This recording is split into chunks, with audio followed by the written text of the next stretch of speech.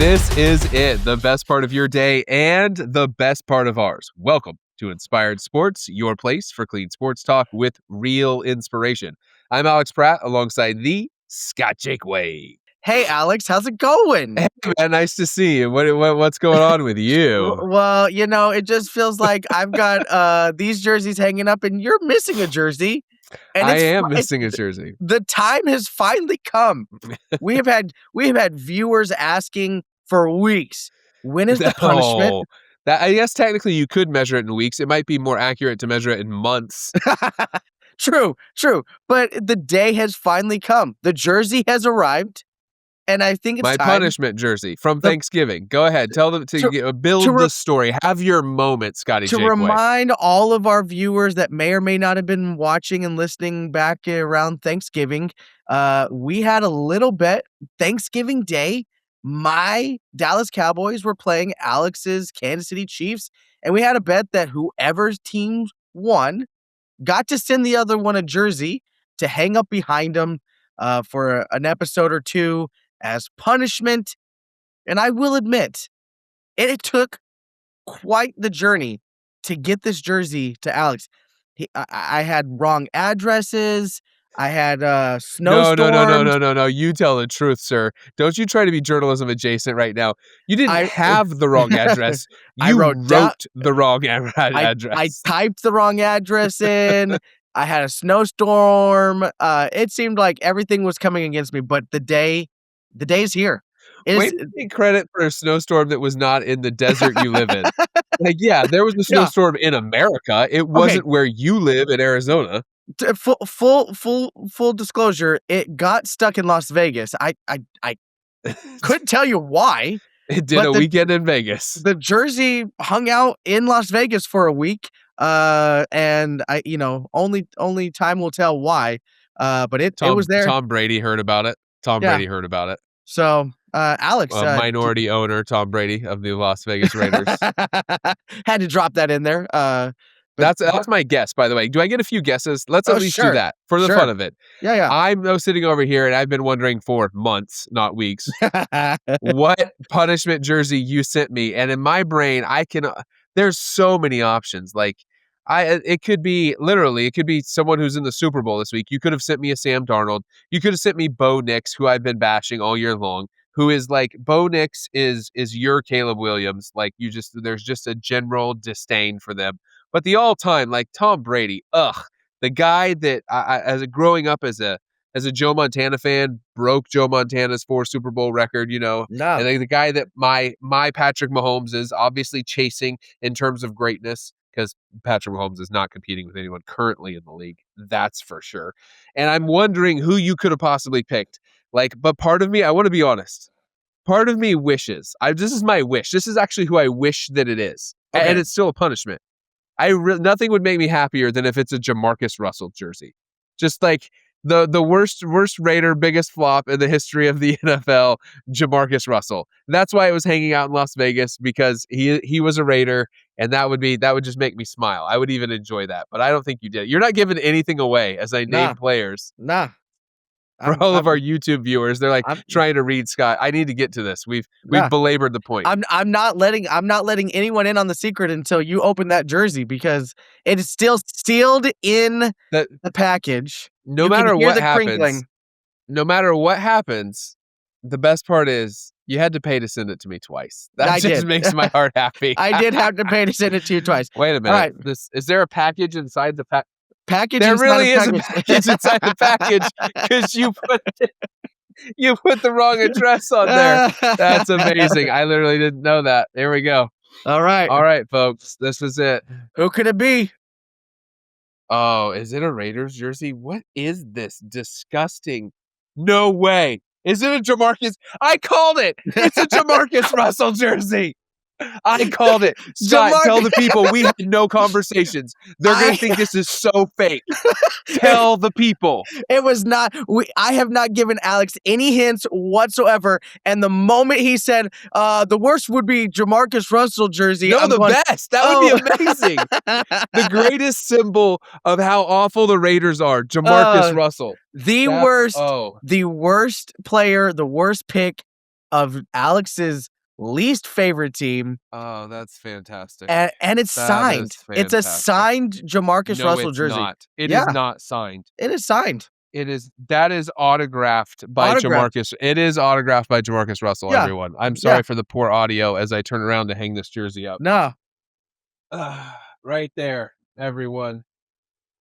that Things is I never thought I would own in my life. Not just a Jamarcus Russell jersey, an autographed an Jamarcus Russell autographed jersey. Jamarcus I Russell jersey. cannot believe where did That's you even find that that? is We That's insane. Ah, I can't wait to let that hang Oh, for the next that's couple weeks. I never thought I would see Jamarcus Russell hanging out with Baker Mayfield, but here we are. This is the world we live in, folks. All Oh, right, that was classic.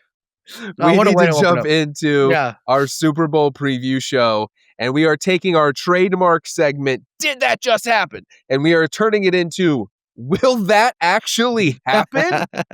Because we've got to talk about what we're going to experience this Super Bowl week as Yeah. the Seattle Seahawks face off against the New England Patriots. So, Scotty Jakeway, I'm bringing some questions your way, All and they're right. going to be based on, will that actually happen? And here's the first one coming your way. Will Hit me. Drake May finally break out of his slump? Because he has not played like an MVP like he did earlier in the year. Oh man, I was really high on Drake May coming into the postseason, and man, has he just absolutely laid an egg. I mean, we're talking 5 TDs and 5 turnovers in 3 games, throwing like something like Yeah. 55% completion percentage. I mean, he has absolutely looked like the young QB that he is.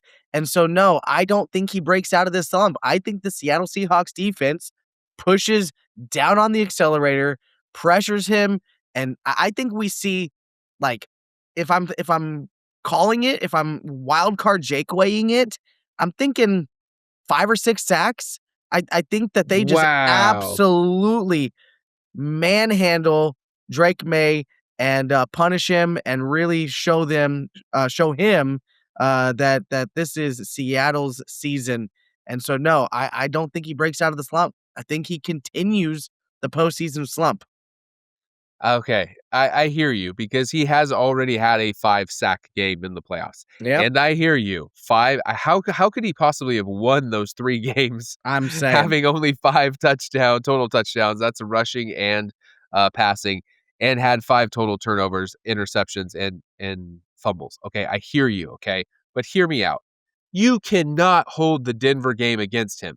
The second half of that game was a complete snowstorm. It was a complete Yeah. mess. Statistically, that would have trashed anyone, right? And then, right, he played the Texans.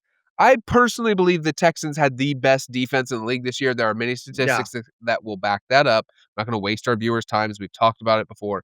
But clearly they had one of, if not the best defense in the league. So that's obviously going to suppress it a little bit.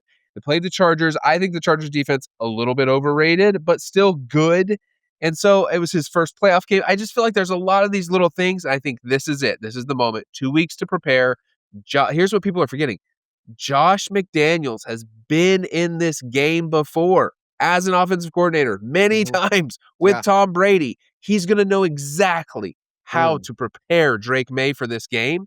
And I want to remind people that while the Seattle defense has a lot of names people have heard of, they have a great rookie in Nick Amanawari playing safety. They have, your former Cowboy, DeMarcus Lawrence, Yep. coming off the edge. There's Leonard Williams right there in the middle. There's a lot of names, and they've played well. But they just gave up 27 points to the Rams. And I'm sitting over Ah. here going, listen, that 27 points is nothing to just gloss right over. They weren't dominant against the Rams. And so I think that while the Patriots have been kind of fighting to get through these games, I think they're going to have the right amount of preparation. They're going to have the right people preparing Drake May, and I think he's going to break out of it. I'm rooting for the Patriots. That's my hope. I'm just going to let the people know, Scotty Mm. Jakeway. I don't want Wow. to see Seattle. Shocker to all of our listeners. I don't want to I see do. Sam Darnold win a Super Bowl. And I really think Drake May can put it back together because it was you who spent all season telling me Drake May was the MVP. and I was the one saying Matthew Stafford, but here we Ah, are. My, how the turntables turn. And sorry, this is a I quick didn't see that reference coming. Yeah. to a friend of mine named Michael Scott. Um, so anyway, I'm over here and I'm saying I don't think Seattle's going to come in and just blow them out. I think Drake May is going to find a way to put points on the board. He's going to have the best game. Mark it down. Prediction. Put myself in the hey bro position. This will be the best game of the playoffs for Drake Oh, May. He'll have his oh. best game of the playoffs. That I mean, it's a low bar considering the 3 games, but I mean It wasn't that wild of a prediction, was it? There won't be any snow in San Francisco. Oh, I like the rhyme. I like Oh, it. I do what Yeah. I can. Let me hit you with another Okay. I'm sorry, not will that just happen. Will that actually happen? Oh, And will here it it? comes your way. Will Jackson Smith and Jigba be the best player on the field in the Super Bowl? Because he was the best player on the field in the NFC Championship as he put up 10 receptions for 153 yards and a touchdown.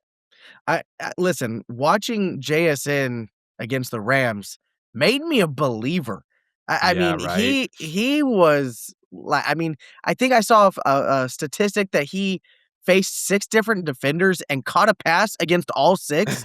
I mean, they couldn't the Rams had no solution for him, and he just went Yeah. out there, and I think if he has a game against the Rams, which arguably I've heard it, in different circles, I've watched different, sports analysis say that the NFC Championship was arguably the, best game of this year's playoffs, that they Oh, don't see we and we brought that to the yeah, people here I on mean, Inspired Sports. we said That we something are in very agreement with similar. that.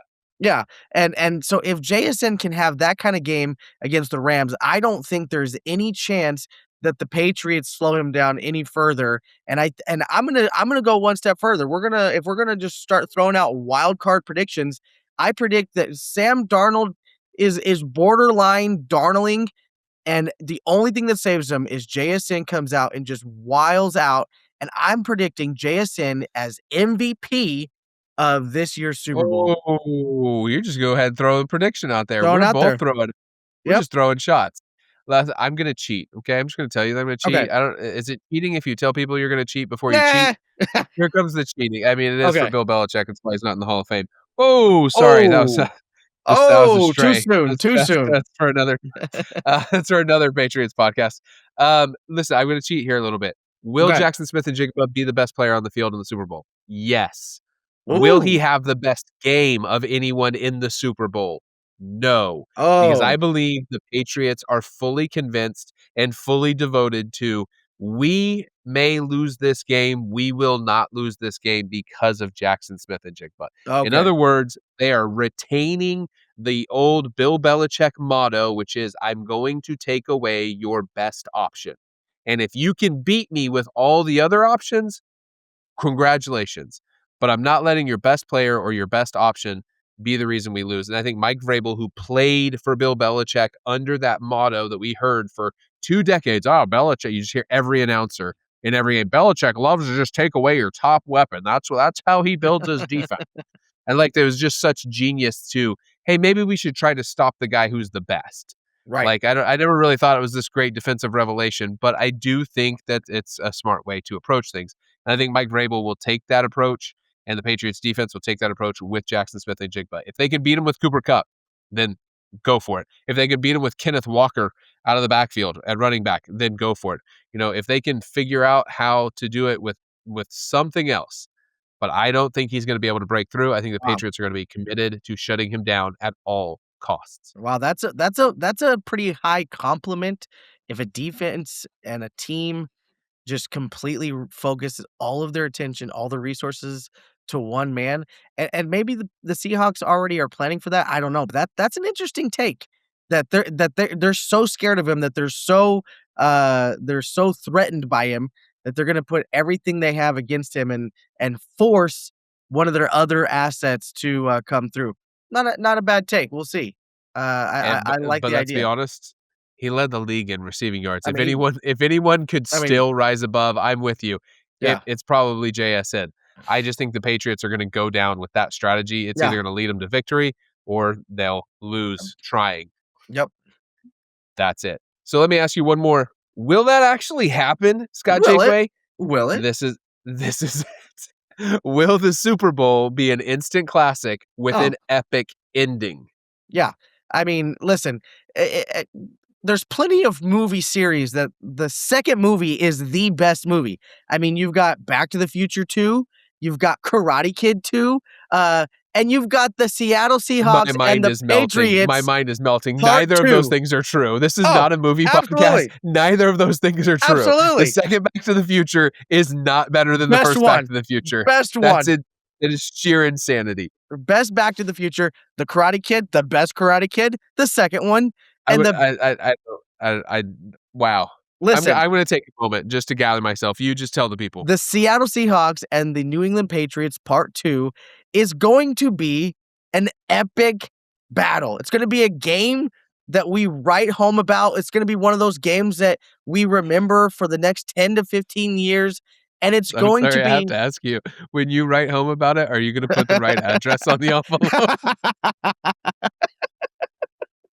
Wow. couldn't resist. I'm sorry. Wow. Okay. We're getting into it. All right. That's fair. That is fair. Oh man, I set myself up for that one. Uh I think you have a quarterback with Seattle that everyone gave up on and they thought had no shot. And Clint Kubiak has performed miracles with that system. I think JSN has been phenomenal. But then on the flip side of the coin, you've got Drake May, who I mean, no one saw the New England Patriots rebuilding this fast.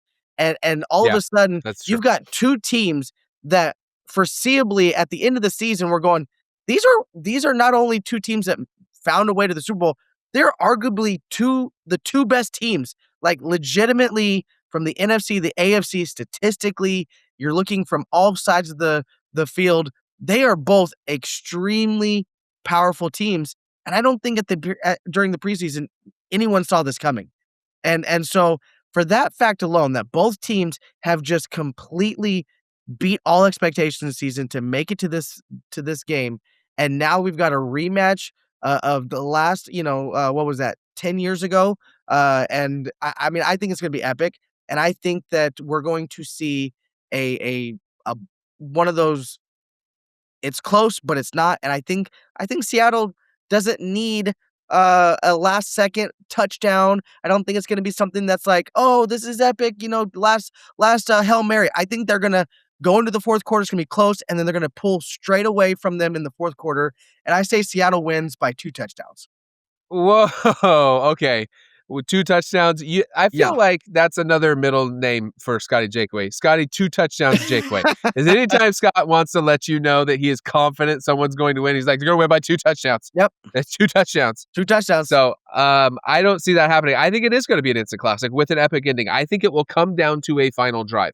I don't know if Oh, that drive is going to yield points or if there'll be the defensive stop, but that's the kind of game we're going to be in. And okay. let's be honest, after my Chiefs totally, crashed and burned in last year's Super Bowl against the Eagles, we all need a good instant classic, epic ending Super Bowl. And that's what I believe will happen because I do think these teams are more evenly matched than maybe it seems otherwise. I think a lot of people are riding high on the Seahawks Yep, right now, and I totally understand why. They have put together a great season, and they have looked at times like they are the best team in the league. But I yep, think the Patriots have found a way to match up with every opponent that has come their way, and I think they'll do the same thing with the Seahawks. So, I think the Patriots are gonna win this. I think they're gonna win it 27-24. I think it's gonna come down to a oh, final drive. My ideal ending would be that they're up 27-24 and maybe the Seahawks quarterback, as his name slips my mind, maybe he throws an interception no. to end the game. That would be like a moment of redemption for me because I'm still holding on that maybe the Sammy Darnold that I feel like is the real Sam Darnold will show himself. So we'll see if Mm, that happens. But that's my need. That's my belief. We will okay. have a good, enjoyable Super Bowl. I say 38-24. What? I 38 points? I'm calling it now. 38-24.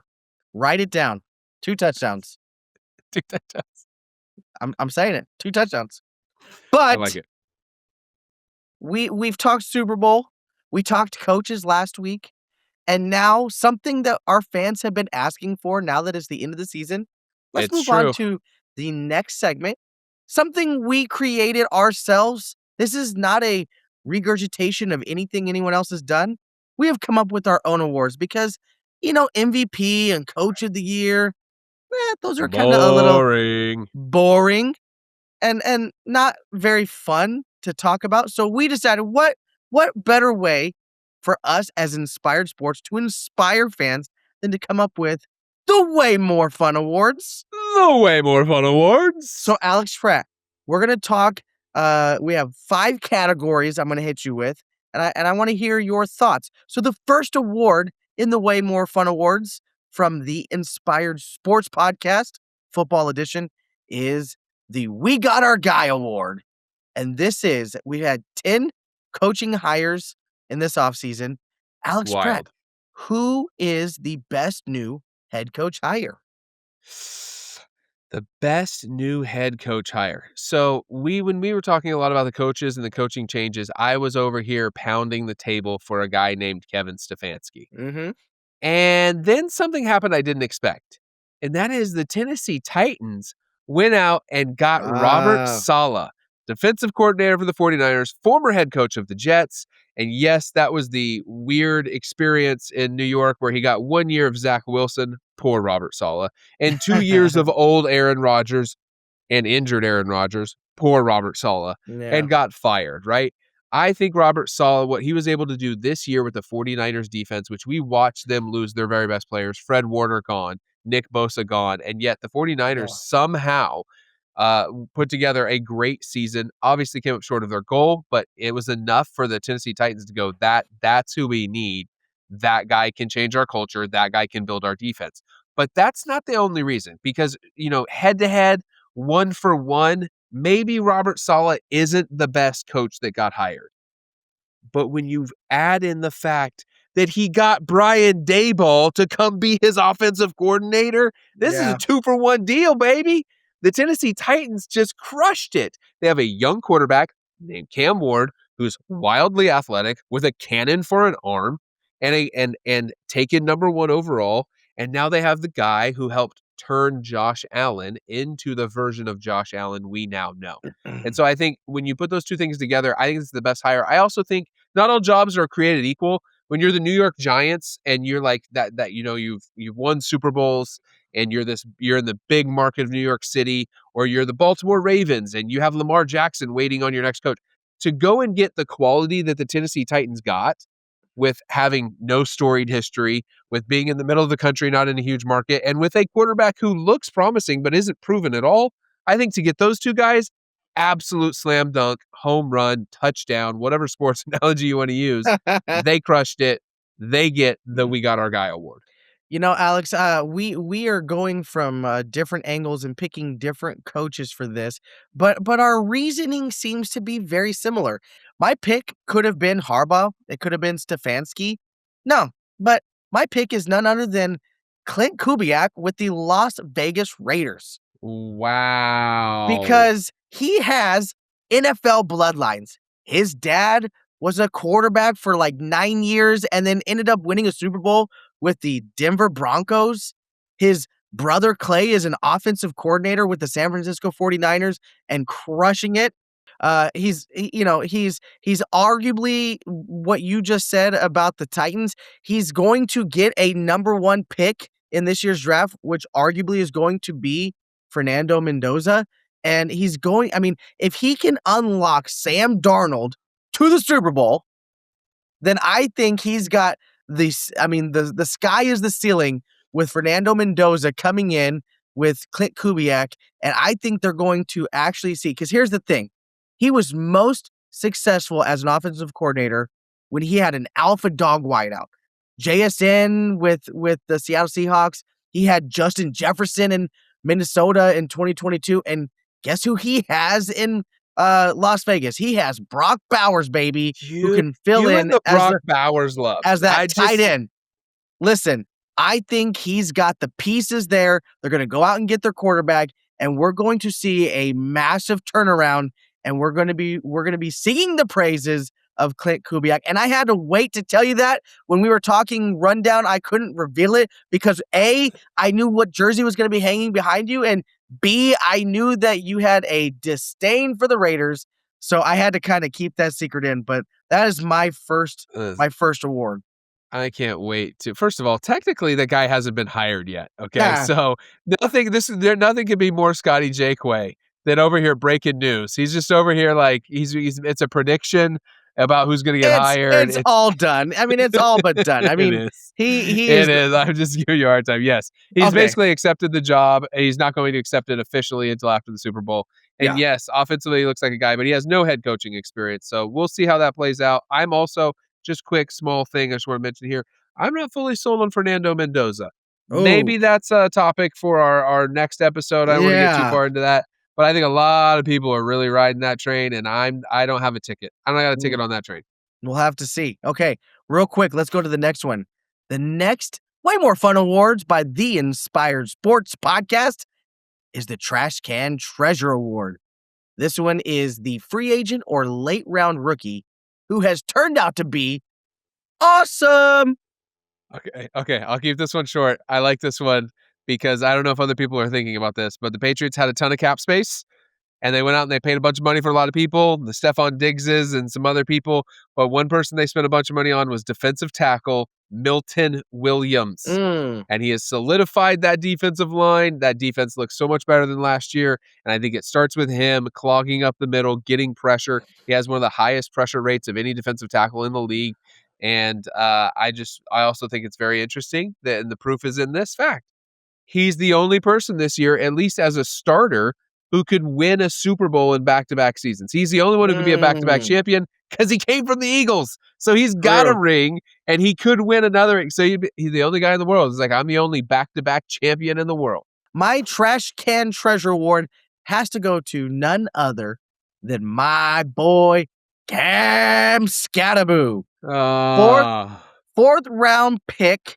I know he only lasted 5 games before getting injured, but in those 5 games, he electrified the New York Giants locker room. He had over 600 yards from the line, and he had 5 or 6 touchdowns. No, I'm sorry, 7 touchdowns before he had an ankle injury. And I think with the new coaching staff coming in, with Jackson Dart proving that he's a young, hot quarterback, I think they've got all the tools. And I think Cam Scattaboo is going to come back next year, fired up, ready to run through more walls like the Kool-Aid Man. And I mean, keep it nice and short. Listen, I should have known. I should have known that as we close, that we gotta have this episode. We have our after show as the season is coming to an end. I should have known that you would absolutely, undoubtedly, find a way to force Cam Scattaboo back into the show. Cam Scattaboo. You cannot give an award to a guy who played 5 games. He I'm played saying 5 games. the award, this fun award was a late round rookie who turned out to be awesome. I mean, We don't know if he's awesome. It's 5 games. I mean, did you watch him in the WWE? Like, There it is. yeah, I mean, come There on. it is. He is having fun, baby. Yeah. You are having fun right now. Yes. Give me the next award. All right. The next one is the Fuzzy Math Award because there has been some crazy stats. And so, Alex Pratt, what's your crazy stat of the year? I've got one for you. Okay. And I think Okay. it's it's like layered. I'm gonna peel it Hit back, me. okay? Yeah. What took place this season has never happened in the NFL before, dating all the way back to 1933. Oh, The New York Jets defense wow. had 0 interceptions for an entire season, meaning no one on the defense caught an interception for a full season. And keep in mind, the NFL season dating back to 1933 didn't always have 17 games, 6 or even 16 games. So they were playing less games and they were all able to still get an interception.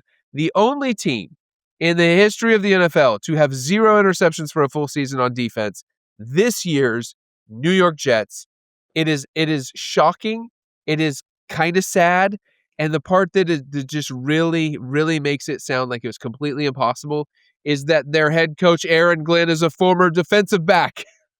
That's what he was in the NFL. He played defensive back. His bread And and their butter. team wasn't able to come up with a single interception all season long.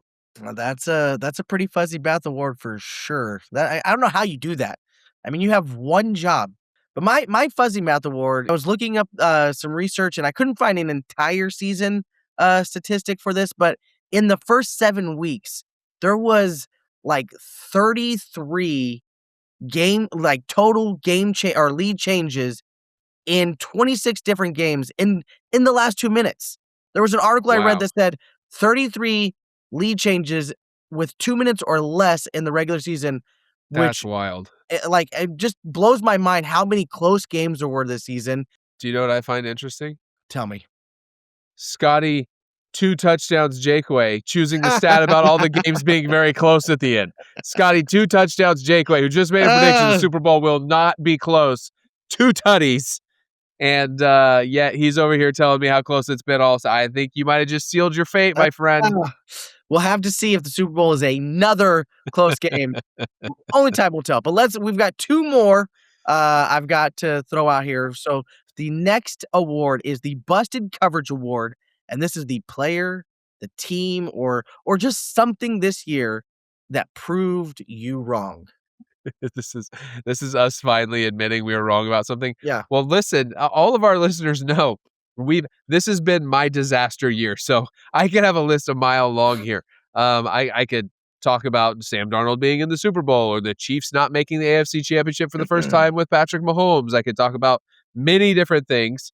Not being a believer in Cam Scadaboo, and honestly, yes, the 5 games that we did get from him were pretty We're impressive. fun. So I am not. This has not been my on fire year, and I think it's finally time that I give credit where it's due. Bo Nix, great season, man. Great job. Led your team to the AFC Championship. Didn't quite get into the Super Bowl, but hey, it's your second year. That's an amazing accomplishment. And I got a little more respect for you because when your head coach Sean Payton started talking about your injuries and what you were predisposed to earlier this week, you spoke right up. I was like, I don't think he should be talking about that. Not true. Not at all. And I kind of like that. I was like, I feel like he stood up and was like, hey, that's not okay. So I gained a little respect for him, not just from his play, but from his leadership and from him being willing to stand up for what he doesn't think is okay. So Bo Nix, congratulations. You had a great season. And that's my Busted Coverage Award. Bo knows. I just had to get that No. in there. Just Bo knows. No, my Busted Coverage Award has to go to. I mean, let's think back how this season started for me. I disowned the Cowboys, and I went on this journey to the fan free agency, and I had a disdain for Jerry Jones for the moves he was making, and I was just absolutely done with the Cowboys. And man, was I wrong. Because one of the moves that Jerry Jones made was trading for George Pickens, and man, when that happened, I was furious. That was one of the reasons why I was just done with the Cowboys, because I'm thinking, you've got CeeDee Lamb, how is that even going to possibly work? 2 alpha wide receivers trying to come in and be the all-star wideout, and it's going to be a disaster. It's going to be drama in the locker room. And man, was I wrong. I mean, he posted career highs in targets. I think he had 137 targets. He had 93 catches, which was a high for him. And he had over 1,400 receiving yards, which is, again, a high for him, including 9 touchdowns. And all of that while CeeDee Lamb was injured and down. And even when they both played, it looks like that Dak Prescott has some clear firepower going into next season. And I think if they can figure out a couple other pieces, I think if George Pickens comes back and him and CeeDee Lamb can continue what they had this season, I think the sky's the limit for my Cowboys. And I'm excited because Hold on. Come on, man. This is supposed to be your opportunity to fess up to a bad take, and the best you can come up with is, oh, it turns out my team's actually really great. I mean, I love it. I was a fan free agent for like 6 weeks. I mean, what more broken coverage or busted coverage could there possibly be than me admitting that my Dallas Cowboys were not who I thought they were in the best way possible? You It's you I know mean, what's more you know what's more busted than that coverage? what? Micah Parsons' ACL. Oh, Oh, it doesn't feel so wow. bad trading But away that Micah Parsons now, does it? oh, Doesn't no. feel so bad trading away Micah No. Parsons. Turned out Yeah. pretty good for your Pretty good. Yes, it Cowboys. did. Yes, it did. Okay, but I have one more before we move into the Devo. Alex Pratt, last Way More Fun award on the Inspired Sports Podcast, the Toasty Buns Award. This is a player or coach who will enter next season on the hot seat. Listen, I had a few different directions I could go there. There are things brewing in Indianapolis that I think Mm, probably are a great candidate for the Toasty Buns Award. But I've got to say, the Toasty Buns Award has to go to the head coach of the Tampa Bay Buccaneers, the Tampa woo! Bakers. Okay, Todd Bowles somehow starts the season 6-2, loses 7 of his final 9 games. They end up with a losing record, miss the playoffs, don't win the division, and yet somehow 10 coaches get fired, and he's not one of them. Listen, unless the Buccaneers have an amazing season next year, I don't understand how Todd Bowles could remain the head coach there. They're giving him another chance. Again, I don't understand why, because the thing he's known for is Yeah, defense, and the defense this year was simply mediocre at best. So, Toasty Buns, Todd Bowles. I like it. I don't disagree with it. But there's another coach that's on the hot seat, and that is in Philadelphia, Nick Sirianni. And I have to say, Jalen Hurts as well. I think they're both on the hot seat because this last year, there's no way that anyone was putting either one of them on the hot seat coming out of a Super Bowl. But we saw immediately that this was not the same team that they were in their Super Bowl run. And everyone began to stir, including us. We were talking about it from practically week one on this does not look like the same team. Saquon Barkley doesn't look like the same. Jalen Yeah. Hurts doesn't look the same. Nick Sirianni doesn't look the same. And I think that Philadelphia is already beginning to get a little uneasy. This isn't the first time that he'll be on the hot seat. And I think that Nick Sirianni is on dangerously thin ice, that he has to figure out what went wrong this season and fix it fast. Because if they come out next season, I don't think I honestly don't even think it's one of those that we wait until the end of the season. I think he is a mid-season firing if they don't figure it out and figure it out quickly. Because if there's one city that's impatient, it's Philadelphia. And so Nick Sirianni, hot seat all the way. Yeah, no, that's a great point. I probably should have thought of that because you're exactly right. It felt like the seat was hot all season long. Yeah, So I can't imagine he's gonna get a very long leash next year, especially since he just had to hire a new offensive coordinator, right. because, they fired Kevin Patullo, who was in over Yep. his head, which I do believe somewhat on this podcast called pretty early on. And they hired Sean Mannion, Yeah. who's never been an OC before, has no play calling experience. So they're heading into an experimental situation, and not breaking news, but relatively new news from today is that Vic Fangio, their excellent defensive coordinator, is mulling retirement. He hasn't decided yet. He's not sure. Some say he's Ooh, leaning toward coming back, I but it didn't is on hear the that. table that they're about to lose their defensive coordinator. Oof. It has not been can you imagine Mm, how different this year's Super Bowl week is for the Philadelphia Eagles as opposed to last year? very much so. It's very Very much different. so. Yep. Toasty buns. One thing that is not different, however, is the way that we end every episode here at Inspired Sports, and that is with a biblical devotion. Our goal is to encourage you, to inspire you, and to challenge you. And tonight, the person doing that is Scott Jakeway. Thank you very much, Alex. We are at the end of the season, and there are two totally uh, different stages, if you will, that the NFL gives us this time of year. One of them is tomorrow, and that is the Pro Bowl. The Pro Bowl celebrates talent, flash, stats, the best individuals of their position, helmets with their team logos, highlight reels, guys recognized for what they can do. And then on Sunday, we have a very different stage, and that's the Super Bowl, which celebrates something very different. It celebrates team, sacrifice, and finishing a mission together. And so, appropriately, I have named tonight's Devo All Stars versus Champions because one is about being selected. The Pro Bowl, they are selected, they're voted on.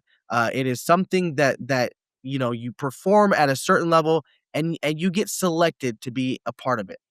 And the other is about surrendering to a purpose bigger than yourself. And if we're honest, most of us secretly want the Pro Bowl life, the notice, the applause, the recognition for how gifted we are, but God builds Super Bowl hearts. Talent gets attention, but character gets trusted. And Jesus flips the scoreboard on how greatness works when he says in Matthew 20, verses 26 through 28, and he says, "Whoever wants to become great among you must be your servant." And moving down to 28, he says, "The Son of Man did not come to be served, but to serve." You see, the kingdom measures very different stats. The world counts yards, followers, applause, highlights, skill, but God counts faithfulness, humility, unseen obedience, how you're treated, or how you treat people that couldn't repay you. A Pro Bowl can shine on a roster that never sniffs a championship. There are plenty of guys that will go to this year's Pro Bowl that will never experience the Super Bowl.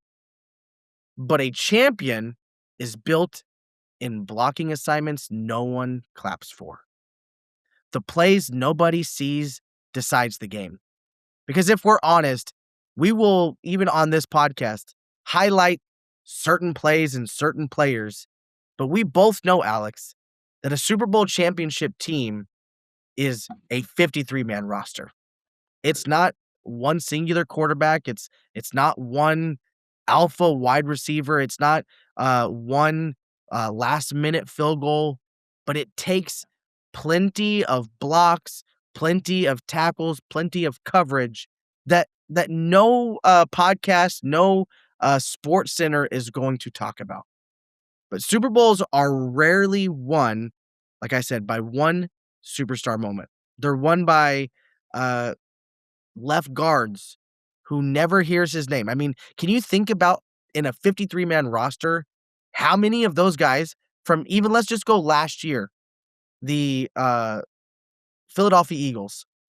How many of those guys we can't even name? Like, I mean, there was 53 men on that roster, and we could name 4, 6, maybe 8. I mean, the Super Bowl champions, the ones that get the ring, the ones that get the parade, the one that gets to parade around a trophy and gets to tell their kids and their family for all eternity that they were on a Super Bowl. I mean, think about how many of those guys will never have their name actually remembered. But scripture says it this way. Colossians 3:23 says, "Whatever you do, work on it with all of your heart, as working for the Lord, not for man. It is the Lord Christ you are serving."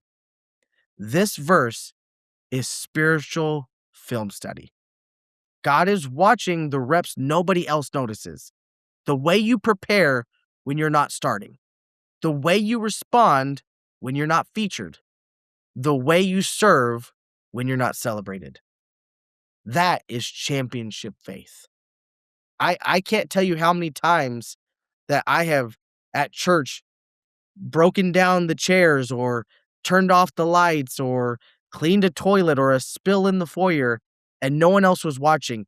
And you have to constantly ask yourself, am I doing this to be celebrated or am I doing this with a purpose? Because that is literally championship faith. The Pro Bowl is invited. The Super Bowl is endured. You don't get to the final game because you were as talented for the most talented for a single weekend. You get there because you endured through an entire season. 2 Timothy 2:5 says, an athlete is not crowned unless he competes according to the rules.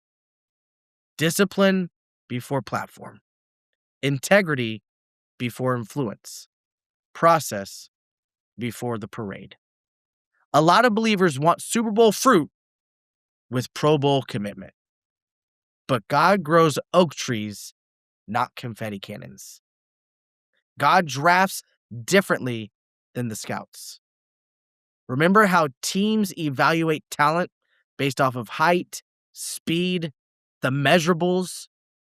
But God looks at a different combine. 1 Samuel 16:7 says, people look at the outward appearance, but the Lord looks at our heart. You see, the league chases upside. God chases obedience. And sometimes the person heaven calls first round is the one the world would barely notice. The student who stays pure. The dad who shows up when his kids need them. The teammate who encourages instead of complains. Or a friend who keeps praying when nothing is changing. Those are Super Bowl moments.